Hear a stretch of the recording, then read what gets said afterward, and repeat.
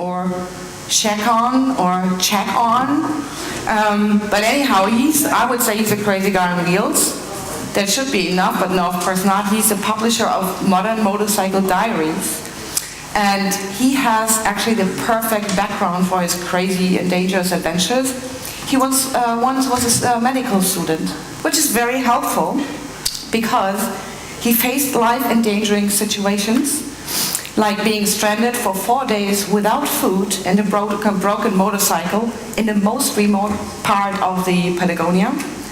He slept next to rivers with malaria-infected mosquitoes. I felt dangerous and adventurous driving a boring Harley through Milwaukee. But anyhow, funnily, no one has ever, I don't know if you can do that, has ever been able to guess where Alex is from. And this led him being detained in a Middle Eastern country or by the police for 20 hours because they told him that he blended in too well with the locals. Well, that's crazy. Alex shot the, quote, most epic selfie 2014, end quote, works with numerous brands, and is the expert, of course, when it comes to drone and selfies. Willkommen, Alex. Thank you. Thank you. And then we have, where is she? Okay. Kristen, Sarah, and Zarrabi. And I tell you something, if I say something now, it's really time for an oh. They are high school sweethearts. Yeah. And now they're husband and wife. And have been globetrotting together for over 11 years. They are the two of the top travel personalities and travel video content creators on YouTube, accumulating over 700,000 views each month. Oh, wow. They have traveled to over 50 countries and documented every step, and I tell you now really every step of the way through the website and YouTube channel Hopscotch the Globe. Their most famous, that's the funny part, most famous videos are Naked Sauna, I wonder why. How to Pee Standing Up for Female Travelers, and Dancing for an Indian King. So they have, maybe that's the reason why, they have been most recently named one of the top travel vloggers by Matador and USA Today. Welcome, you traveling lovebirds. Oh, thank you. Thank you. This is on, right? Yeah. So I know that this is really loud. Is it not really loud? Is this what everyone sounded like? I think this sounds louder for you. I know it's an early morning and we had a late night, so I want you guys to kind of loosen up and laugh a bit, which you did. Thank you very much. So I want you to turn to the person next to you and tell them what color underwear you're wearing. Ready? Go!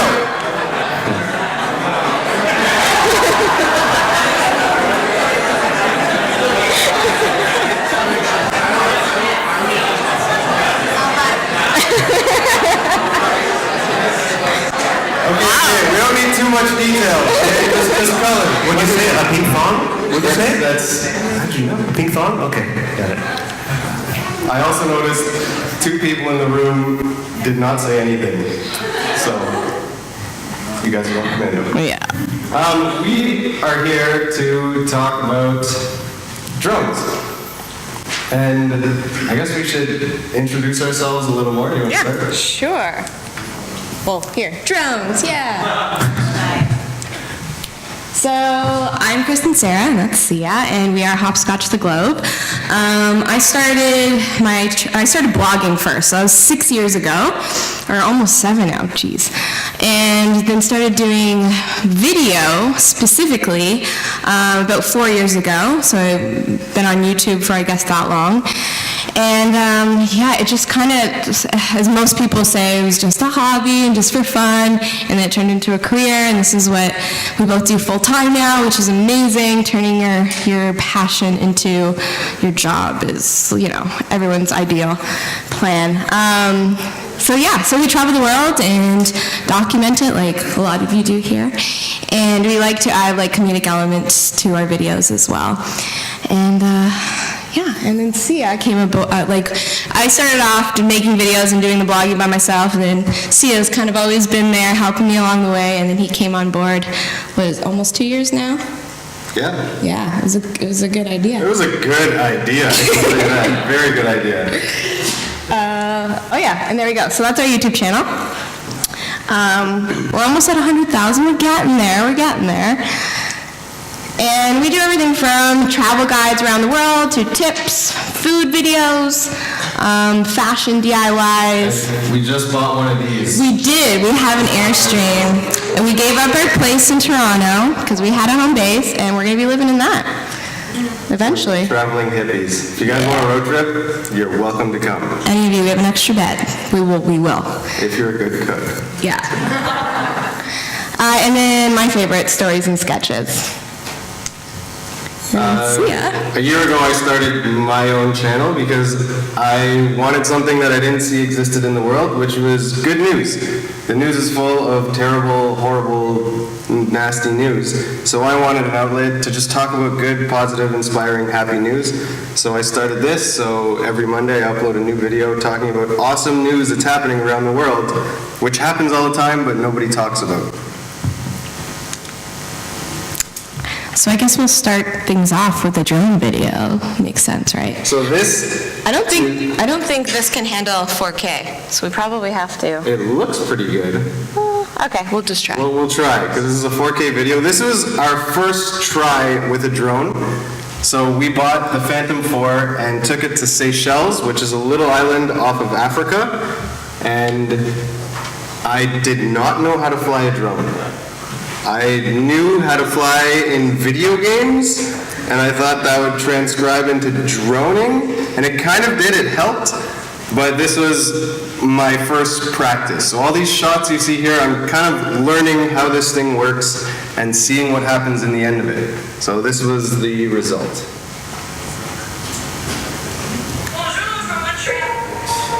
What was that?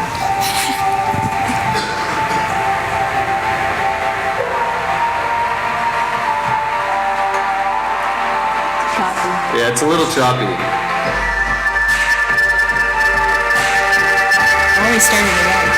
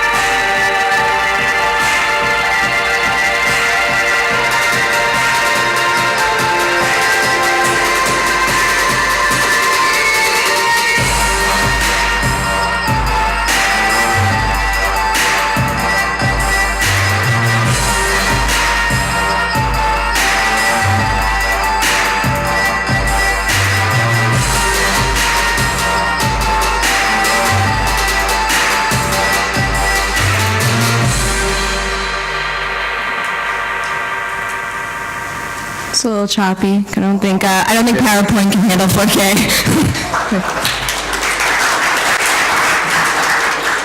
So our droning has improved a little since then, but that was just a first test. Hello, everyone. My name is Alex Chacón. You can pronounce it any way you want, doesn't matter. So basically, I do the Modern Motorcycle Diaries, and I also have to do some pretty awesome selfie videos. It's my YouTube channel, since everybody posts it up, I try to post mine up. It's a cool thing to do. So yeah, this is a little bit about my travels. Obviously, motorcycles are a big passion for me, so my story is as followed. 5 years ago, I was in medical school. I decided to take a break, and I sold everything I had, including my car, my TV, my clothes, and I jumped on the motorcycle, and that trip took me from Alaska to Argentina in 500 days on the motorcycle.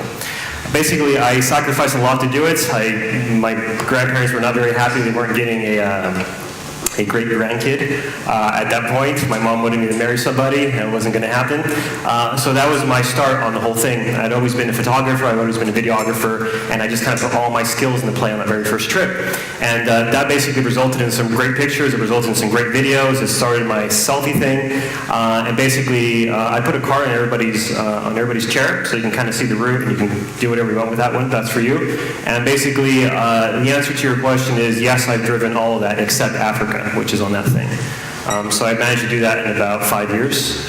So anyway, that's my story, and now I do a bunch of drone stuff and selfie stuff.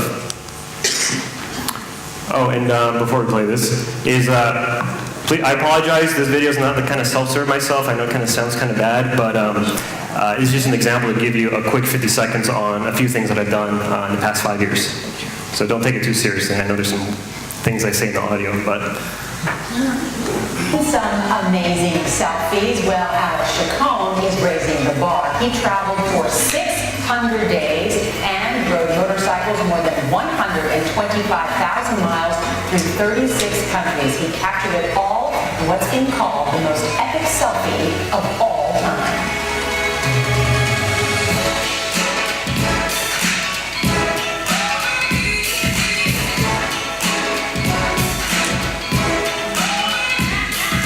My name is Alex Chacón. I'm a digital influencer who's traveled the world a few times over. Welcome to Nepal. I rented a motorbike. Let the craziness begin. I've circumnavigated the globe with nothing more than a motorcycle and my backpack, and I've documented it all in some of the most unique and amazing ways. So I like showing that video because as many of us get our career started, some of us, don't have a lot of views, or some of us have a lot of views, or wherever you are in your transition in what you're deciding to do. But my career started because of that one selfie video. It just went nuts, and after it appeared on the news, I realized that there was a lot of power behind it. So that's how my career started, and I just like using it as an example for everybody that it doesn't matter what you have now, whether you're really far out there or below, you can get started anytime. Perfect. So I'm going to talk about why do we love drone footage. The whole world wants more drone footage right now. Drones have been around for, 5 years, but it seems like in the past year they've really taken off. So we love drone footage because it's so new.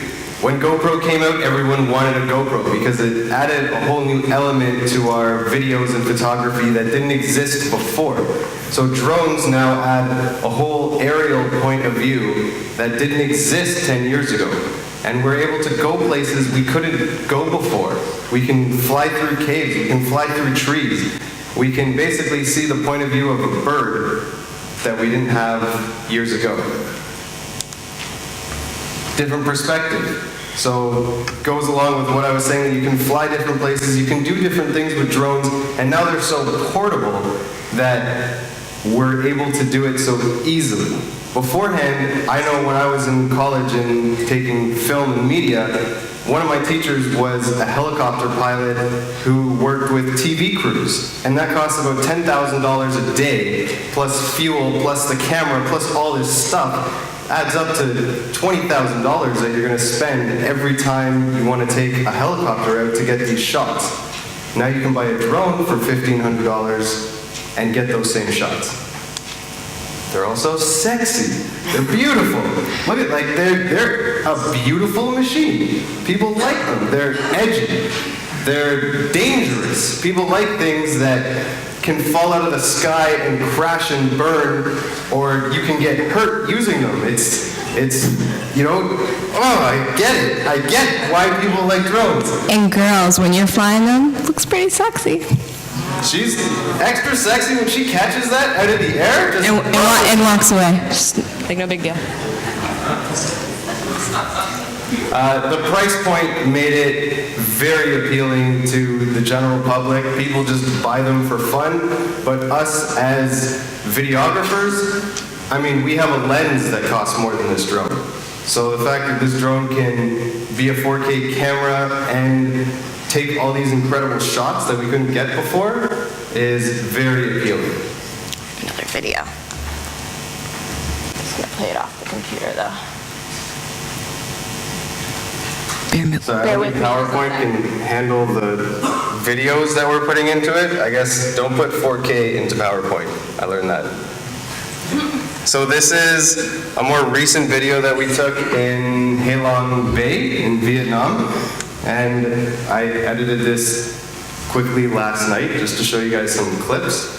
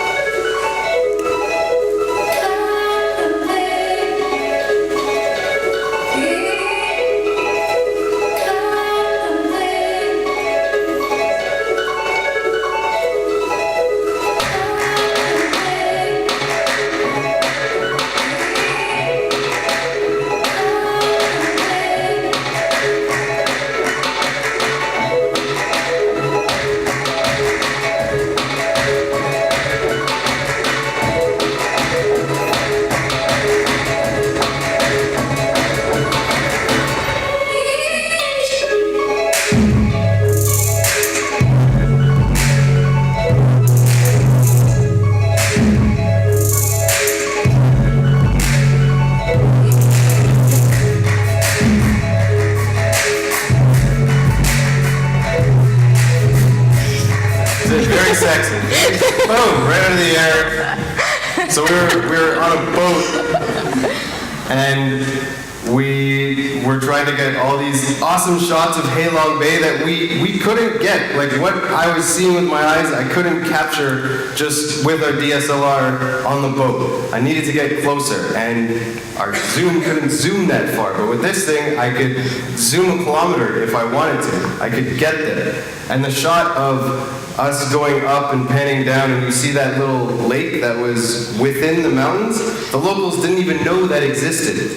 Like it intrigued them to actually travel farther into the mountains to find this lake that they didn't know was there before. They were looking at your phone, like the footage as you're filming it too, and just like saying whatever in Vietnamese and like freaking out and just couldn't believe it and telling all their friends to come over. They're like, look, like this exists right there. We didn't even know. We've been living here our whole lives. So pretty cool.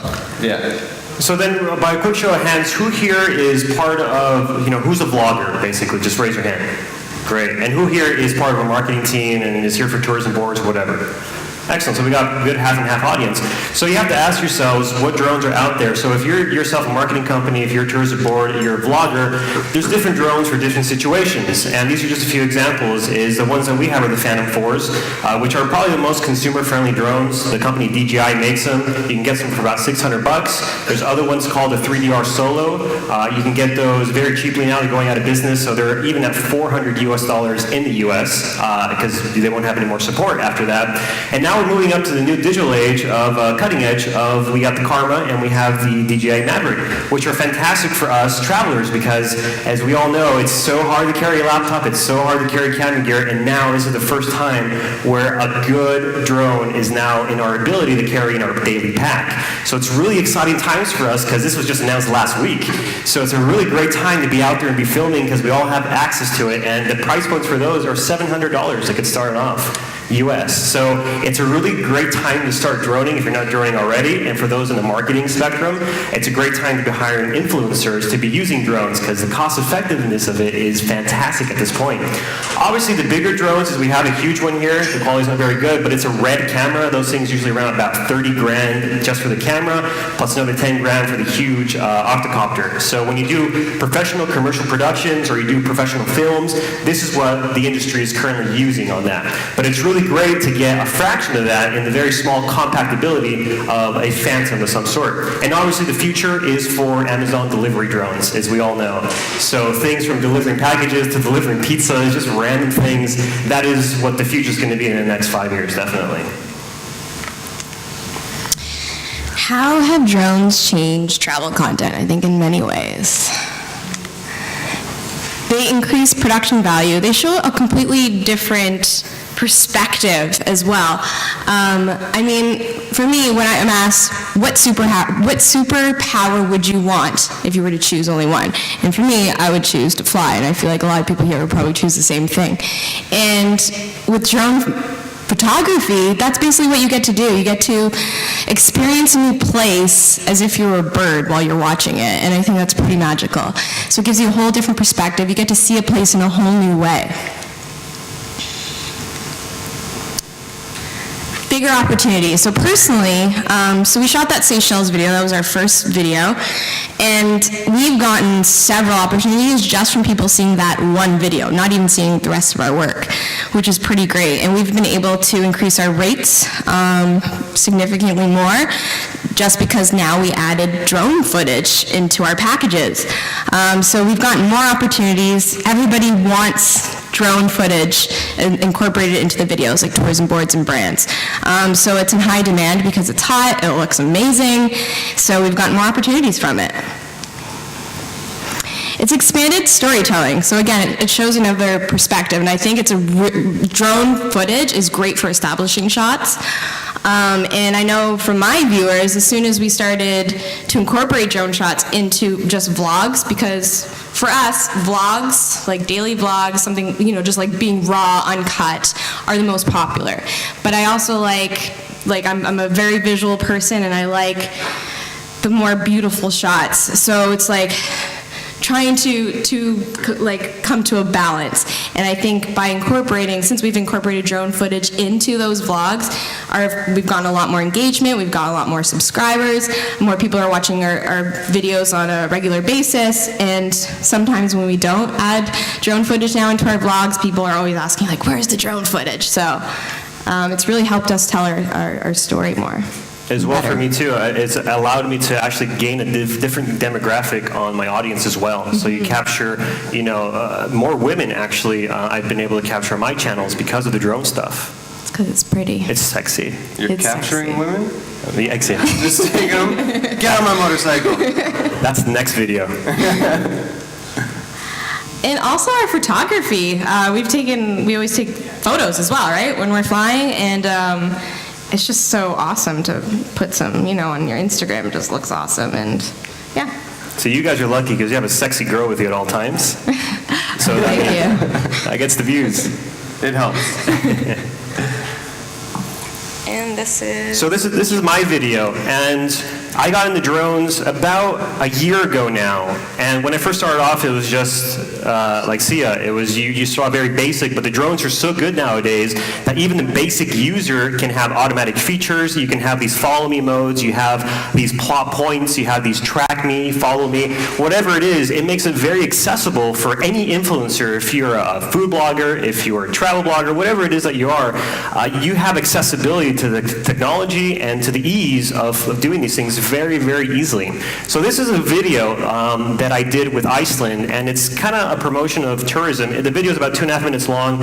I cut it down to about a minute because you get the idea afterward, but it includes motorcycles, it includes great scenery, and this is an example of how you can combine your already existing footage, whether it be GoPro footage, Canon footage, and incorporate drones. This one's very drone heavy. I think we're going to move up to the point of where it's nothing but drone footage is going to be those next videos coming out, but I think right now incorporating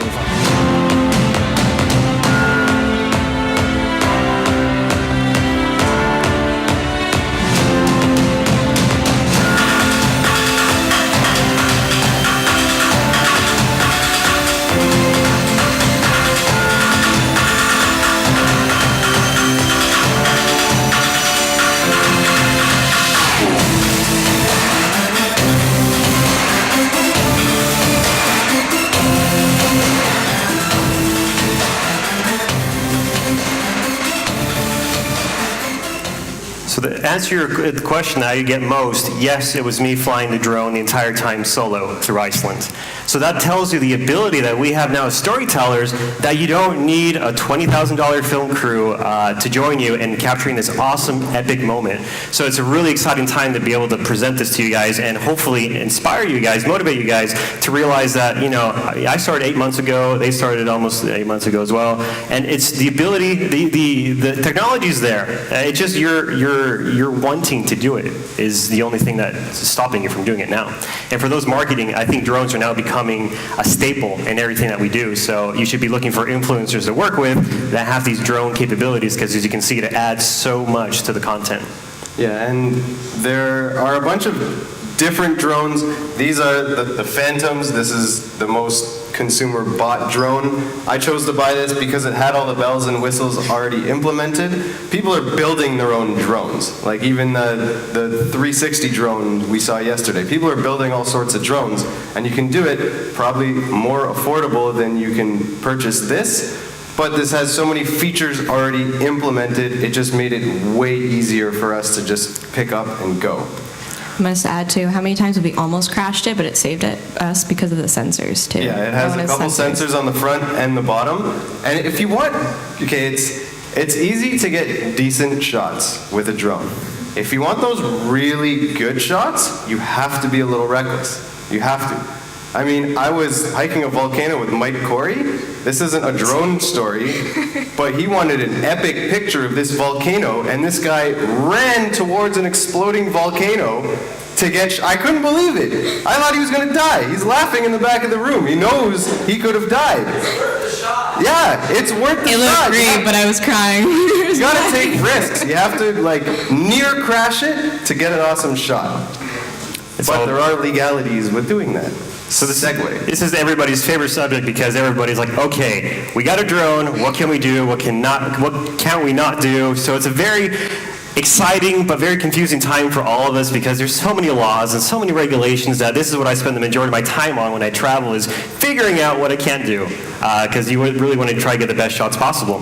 So let's focus. I'm going to focus on two places. I'm going to focus on the European Union, and I'm going to focus on the United States. The reason I focus on the United States is because right now the U.S. has the most resources to start creating guidelines to laws, to rules, to regulations. It has the best resources to create the system that other countries are just basically duplicating and copying into their format, because they may not have the resources to do so. So the U.S. right now is the leader in trying to do drone stuff legally, and then I'm going to focus on the European Union because we're all in the European Union right now. We're in Germany specifically, so we'll focus on those two. So in the United States, the airspace is a controlled space. It's a government owned by it's regulated by the government entity called the FAA, which is the Federal Aviation Administration. Here in the EU, you have an encompassing aviation administration called the European Administration for Safety Administration. European Airspace Administration, sorry.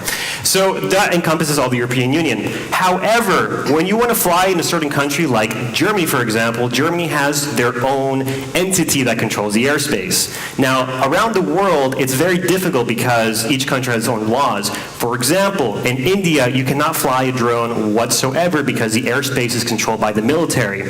So once you get up there, you're facing federal and legal issues if you get up there, if they catch you. However, the funny thing about that is that there's no laws on paper that exist to not let you do it. So it means you can fly it, but as long as you don't get caught by anybody, it's perfectly legal.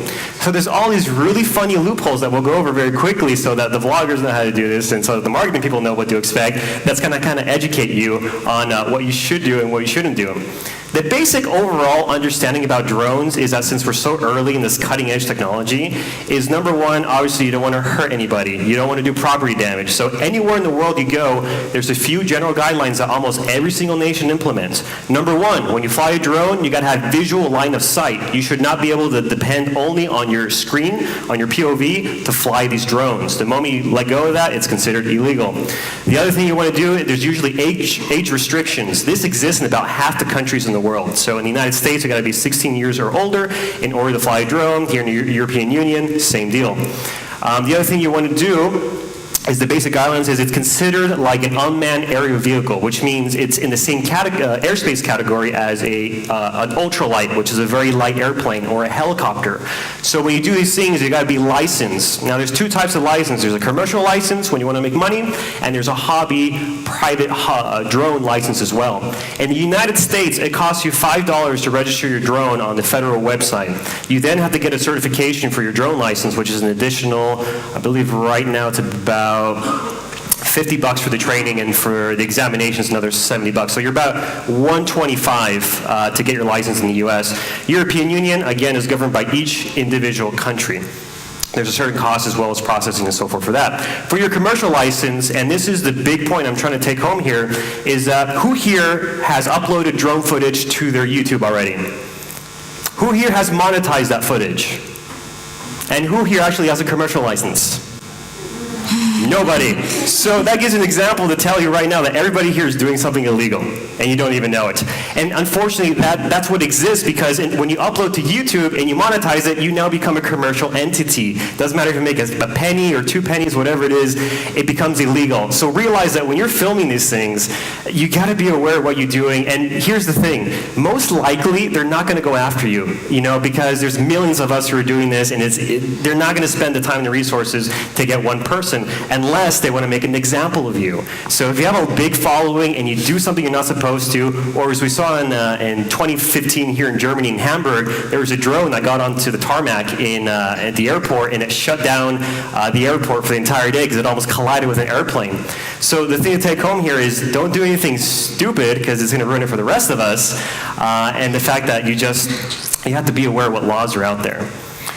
So as far as pilots is concerned, again, each country you got to have a commercial license. So some people think that in order to fly a drone, you got to be a certain weight, and that's what it exists. In certain countries, it's if a drone here in the European Union and in Germany, if a drone is 5 kilograms or below, it's considered a private hobby drone, which requires you just one license and that's it. If you have a drone that is more than 5 kilograms, that becomes a kind of a different category of drone. So it's another amount of training you need and certification. So the list goes on and on with everything. Funny enough, in Switzerland, and we have a Swiss couple here, you can fly a drone up to 30 kilograms with absolutely no supervision and no permits, no nothing. So if you want to fly a drone commercially, go to Switzerland. So there's a lot of countries that exist like that. So there's different certifications for commercial, non-commercial. This applies to the marketing people, because let's say you hire an influencer that has no certification, flies somewhere, gets caught, now you have legal issues, and this trickles down into your business, and this turns into a big legal problem for tourism boards, for everybody around the world. So you got to be aware of who you're working with, and as vloggers, we got to be aware of what we're working with within the system. I've also found that when working with tourism boards, if the trip is being planned like at least a month in advance, which sometimes it's not, but if you tell them, if they don't know already, that you would like to shoot with a drone, and if they don't know already whether you can shoot in certain areas, they can reach out to who they need to get permission for you, and it's a little easier, we have found, as bloggers or vloggers than if you were like a TV crew going to shoot or something. So we've actually gotten permission, not just from the tourism board, but they've reached out to official people to get permission for us in places that people maybe aren't supposed to normally fly, but then we've gotten written permission to do it. So as marketing companies or as personal vloggers who are doing this, be aware that they're two separate entities. The airspace is controlled by one, the tourism board is another thing. So even though they talk to each other, they may not be in exact synchronization, because these laws are always changing. Just last week, a month ago, the FAA just released a new guidelines to become a commercial drone pilot. It used to cost $6,000, $7,000 to get a Section 333, which allows you to do commercial stuff and selling things. But now it's basically reduced down to about $500, and that was a month ago. So be aware that these entities don't talk to each other all the time. So if you have a permit in hand from a tourism board, doesn't always mean you can legally fly in certain places. And obviously, the last of the basic guidelines is no national parks, obviously, no state parks, no provincial parks, not over people, not overpopulated areas. Basically, again, they're trying to avoid property damage and personal damage. And even beyond that, if you're going to a country, you do all the research, everything right, the airline can still have restrictions of you bringing that drone onto their plane. So make sure with the airline that you can travel with it. We've brought it to 7, 8 different countries and never had an issue. Often when we go through security, they scan it, they see it, they ask me to open it up, and they ask me what it is. I'm honest with them and tell them, and they have no problem, and I get to go. But some airlines I know have issues. I have the opposite problem. I usually check in my drone. It hasn't gone damaged yet. But what happens is that, for instance, in India, you're not allowed to import any radio frequencies over a certain amount. So they confiscate your drone at check-in luggage if you do that. India's a tough place, which just sucks because it's so beautiful. But I know someone who's been thrown in jail for using a drone. And my experience, too, has been that the draws change so frequently that I film a drone thing 6 months. Later, I get a phone call from the government saying, you're due in court because you did something illegal. Because everything you post online is legally binding for life. So just remember, anything you're doing now could be considered illegal later on. So I got a call, basically, and they said, well, you're due in court because you did something illegal. I said, listen, I did this 6 months ago when no laws existed, and I'm still fighting with them today to not go to court. So be aware that although it's a cutting edge, it's a lot of work to basically all the backlash and all the misunderstandings that exist within the community. So the costs of using drones. So obviously we have the monetary cost, which is, how much this costs, how much that costs. We already pretty much went over that. Commercially, for instance, if you're looking at Porsche's here, I heard somebody from Porsche might be here, is if you're looking to do a car commercial in California, with a commercial license that existed a month ago, you would have used to have to pay $10,000 US per day for drone footage. The helicopter obviously goes up to $20,000, $25,000, whatever you do. Nowadays, since a month ago in the US, you're looking at an influencer to do the same thing for you, obviously with a smaller drone for a lot less money. So it's a huge benefit for you guys to be working with influencers as well. Obviously, personally, there's a cost, not only monetary, but, what is the cost for you to spend half your luggage that you check into the airport to take your drone? You have no clothes, you gotta take your laptop, you gotta take everything else. So there's a personal time cost for you as well. Also, getting trained, knowing how to do it, going through the paperwork, going through the red tape.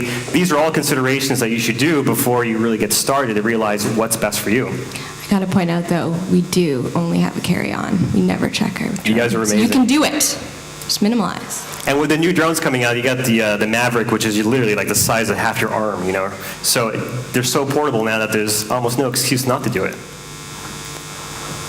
The legal considerations, what I told you, is basically 6 months ago, laws changed. A month ago, laws changed. So the European Union, funny enough, in 2017 will now implement mandatory union laws. So that's going to apply to every single country. Right now, each individual country has its own entity. In 2017, they already have the basic outline on the website, the government website that you can check out. And that's going to tell you what to expect. And unfortunately, I feel very sorry for you guys because they're so bad. Literally, your drone races are not going to be allowed unless you're incredibly regulated. There's so many details that it's kind of sad to look at, but that's the law. So it's up to you to go vote and choose your representative to figure out how to change that. Have you guys heard of drone racing? This is like the beginning of Star Wars racing. Like, these things, people are building them to be super fast, super light, super agile, and they're in like crazy obstacle courses in abandoned buildings and going through hoops. Like, there's a whole new sport that is emerging, and it's going to be really popular. If I'm not mistaken, ESPN just picked up the drone racing league in the United States. So it's the first time it's been broadcast on national television. And there was $1 million drone race in Dubai about 6 months ago as well. Of course there was. Great. So there's big money in this. And obviously the repairers. Obviously, have you crashed your drone yet, guys? Nope. Okay. No. Knock on wood. I did once. I've had many near experiences because I got to get those crazy shots. Once she was surfing and I was like flying backwards. There's sensors on the front of this thing to avoid collisions, but on the back there are no sensors. So I was like following her surfing, and all of a sudden I was in a tree.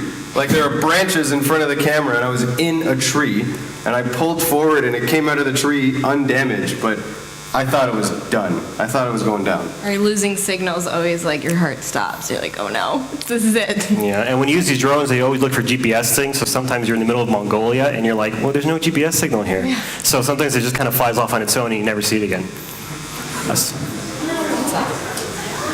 Oh, and by the way, I've crashed 3 drones. Oh. And it's been pretty expensive, but funny enough, it hasn't been in Iceland and in crazy places. It's been at weddings. Of all places, controlled environments, weddings are the places I Hopefully not crash. on the bride. Not on the bride, no. Got pretty close, though. Okay, so I know that we're serious with all these legalities and everything, but don't be scared, guys. Yeah, don't be scared. Because there are a lot of huge advantages to flying with drones. It's very important to also know all the risks. There are a lot of risks with doing anything a little extreme. There's spinning blades that can crash, they can fall, there's legalities, there's lots of things, but there are more upsides to using drones. And if you can increase your value by having one, that can pay for all the legalities, all the fees. You have to include that into your fees of what you're charging people. This is an elite product, and if people want to hire you or you want to hire an influencer to use drones, know that there are extra costs associated with it. So I guess we'll end on this cool video that I think is cool. This is a video I've been doing, like my selfie video where I went to over 36 countries. This one I'm up to about 12 countries, and this is a very quick 1-minute compilation of an unreleased video I have to kind of show you the different techniques you can do on the drone and what I believe to be the future of storytelling. Is this 4K? You want it? No, you can play it on here if you want.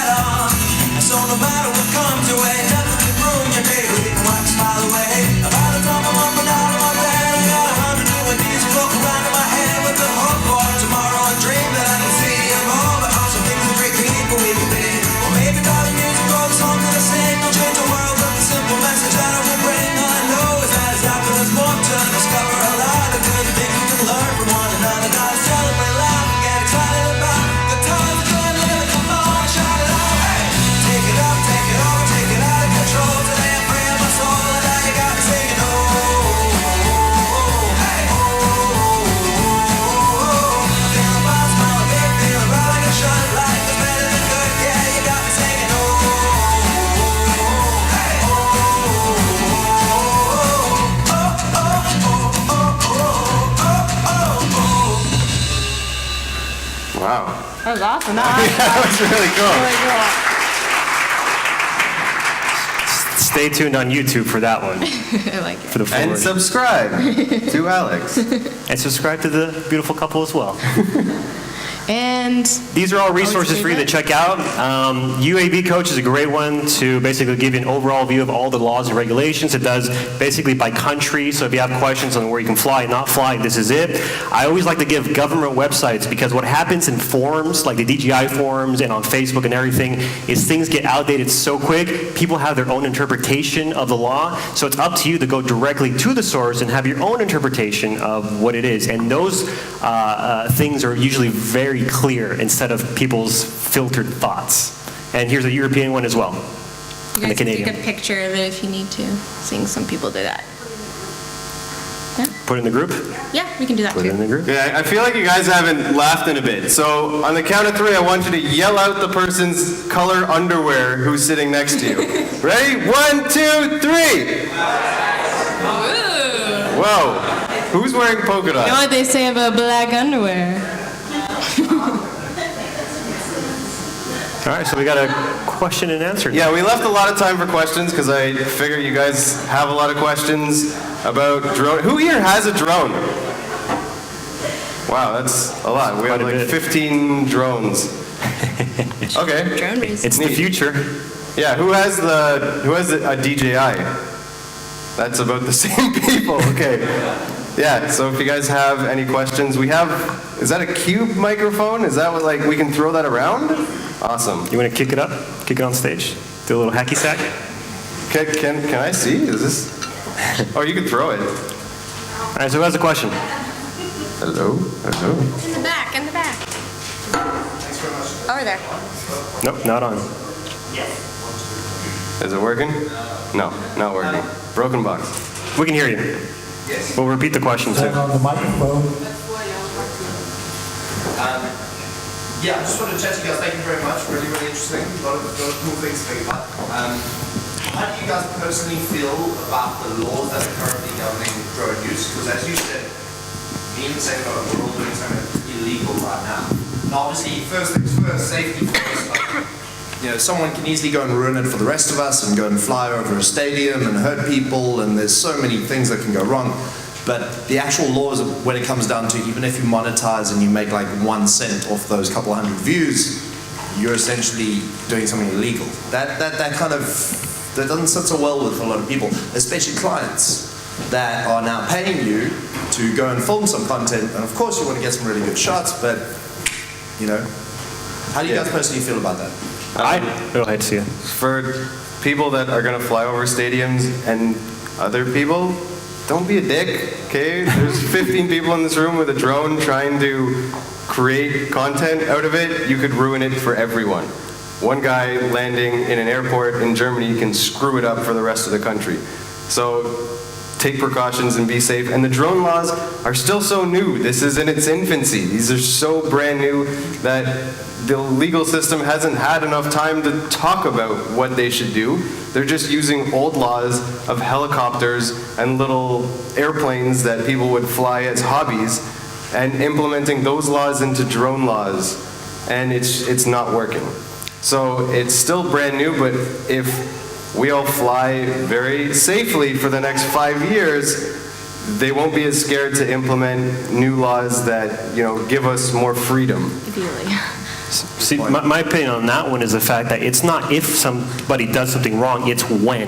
Because somebody's going to screw it up for all of us. So enjoy it now, because it's going to get a lot worse throughout the years, in my opinion. It's going to become so much regulated, it's going to be very uncomfortable to fly. I feel like it'll be the opposite.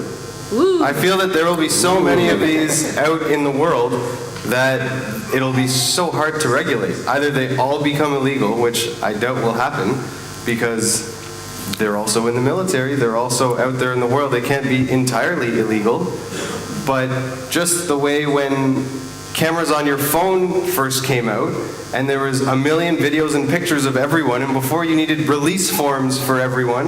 Do you guys have release forms for your videos? No, people don't have release forms anymore, because it's so hard to regulate. There's so many pictures and so many cameras and videos out there that I think the laws will just have to adapt to the quantity of videos that are being pumped out.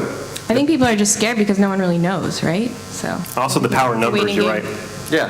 But remember, if they want to make an example of you, the government agencies are trying to make examples of big YouTubers. I'm not even that big at all, but they've been trying to make an example of me because they have nothing else to do. So again, you're susceptible to anything at any time. Keep watching Casey and see if he gets in trouble. Yeah, I I guarantee you that guy already has some If legal they're gonna stuff. get anyone, it'll probably be And he him. flew to New York City. Give me a break. Yeah. I believe the gentleman in blue had a question. Yeah.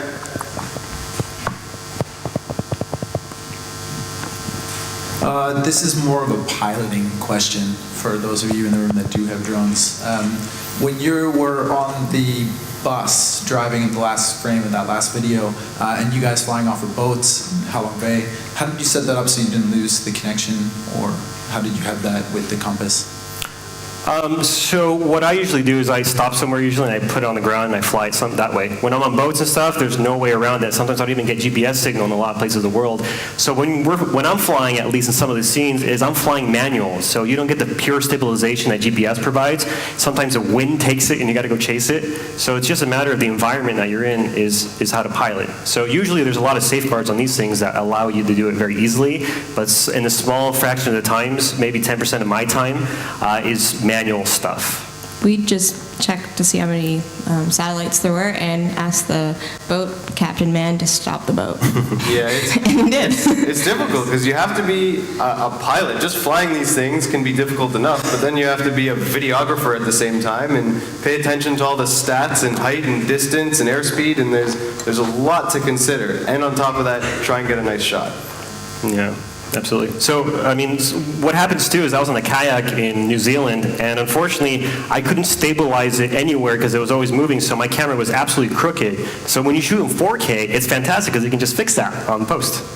So I always recommend shooting in 4K for cropping purposes. Because the blades will get in the way, a lot of things will happen.